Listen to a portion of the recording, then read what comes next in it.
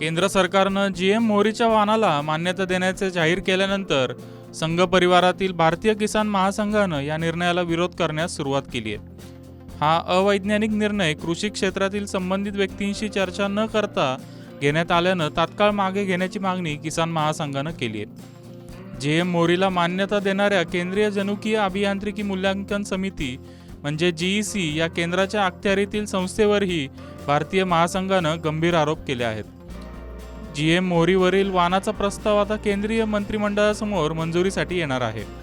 मात्र आता भारतीय किसान महासंघाच्या विरोधानंतर जीएम मोहरी वाहनाच्या मंजुरीमध्ये मोठा अडथळा निर्माण झालाय।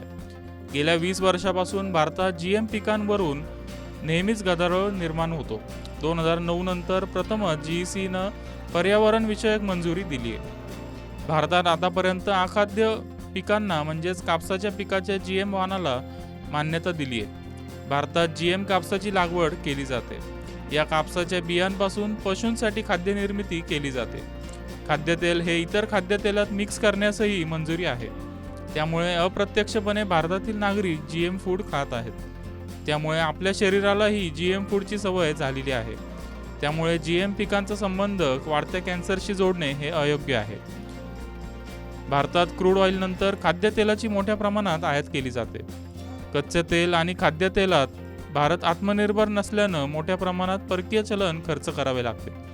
दरवर्षी भारतात जवळपास 1.5 लाख कोटी रुपयांचे खाद्यतेल आयात करावे लागत आहे। अड़चनें दो हैं। पहला अड़चन ये कि अगर आप थोड़ा पीछे जाकर देखें तो 2009 में जब तत्कालीन सरकार थी, हालांकि इससे पहले भी 2002 में भारत में जेनेटिकली मॉडिफाइड खेती की शुरुआत भी तत्कालीन भाजपा सरकार ने कराई थी। 2002 में अटल बिहारी वाजपेयी की सरकार ने कॉटन के इस्तेमाल की, जीएम कॉटन के इस्तेमाल की और उसके कॉमर्शियल प्रोडक्शन की छूट दी थी। उसके बाद दूसरा जो मामला आया वो 2009 में आया जब जीएम ब्रिंजल आया, और उसके बाद देश के पर्यावरण संगठनों ने, स्वदेशी संगठनों ने और बहुत सारे जो एनजीओज थे उन्होंने उसका विरोध किया। फिर मामला कोर्ट तक गया और बाद में सरकार ने फैसला लेकर इसके ट्रायल्स रोक दिए। तब से 2009 के बाद अभी तक ये मामला यहाँ अटका रहा। प्रोसेस ये है कि विरोध शुरू हो गए हैं। अगर हम पुराने किस्सों को याद करें तो ये मामला सुप्रीम कोर्ट तक गया था। 2006 में जब एंटी जीएम एक्टिविस्ट लेकर गए थे, 2010 में अंततः सरकार को फिर इसके फील्ड ट्रायल्स रोकने पड़े थे ब्रिंजल को लेकर। 2012 में एक संसदीय समिति ने इसमें दखल दिया था। ये सब पुराने किस्से इसलिए जानना ज़रूरी है क्योंकि ये सारी चीज़ें हो सकता है जीएम सरसों के साथ भी सामने आए। एक संसदीय समिति भी थी जिसने इसके फील्ड ट्रायल्स पर रोक लगाई थी। और फिर 2013 में सुप्रीम कोर्ट के एक पैनल ने 10 साल तक का मॉरिटोरियम घोषित किया था जेनेटिकली मॉडिफाइड फसलों के भारत में इस्तेमाल को लेकर। अब अगर उस मॉरिटोरियम के आधार पर देखें तो उसका समय पूरा हो चुका है, यानी जो 10 साल की रोक सुप्रीम कोर्ट ने लगाई थी वो खत्म हो गई। और शायद उसी की तैयारी है कि ये जो टेक्निकल कमेटी है, साइंटिफिक कमेटी है, उसने एक साथ कई सारी फसलों के लिए रास्ता आगे खोल दिया है। अब सरकार अगर इस पर फैसला लेगी, क्योंकि आधिकारिक रूप से इसके कॉमर्शियल इस्तेमाल का, यानी जेनेटिकली मॉडिफाइड सरसों की खेती शुरू करने का फैसला सरकार को लेना पड़ेगा कॉमर्शियल तौर पर। दूसरी महत्वपूर्ण हर्डल बीजों की आपूर्ति और इसकी रॉयल्टी को लेकर है, क्योंकि जो कंपनियां भारत में जेनेटिकली मॉडिफाइड बीजों की बिक्री करेंगी या सरसों की बिक्री करेंगी, उस बीज की कॉस्ट क्या होगी, उसकी रॉयल्टी का भुगतान कैसे होगा, ये एक और पहलू है जिसके बारे में यदि सरकार कमर्शियली इसे इस्तेमाल करने की इजाज़त देती है तो हमारे सामने आएगा।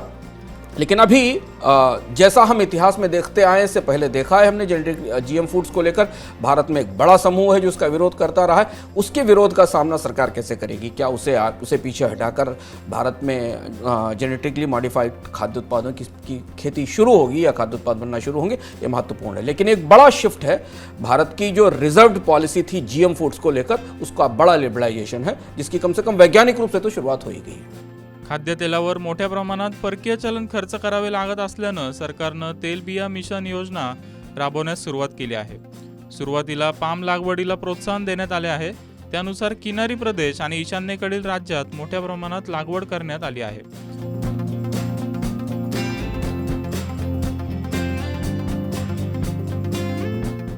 मात्र भारतात पाम तेलाचं उत्पादन निर्मिती होण्यास आणखी 10 वर्ष लागण्याची शक्यता आहे।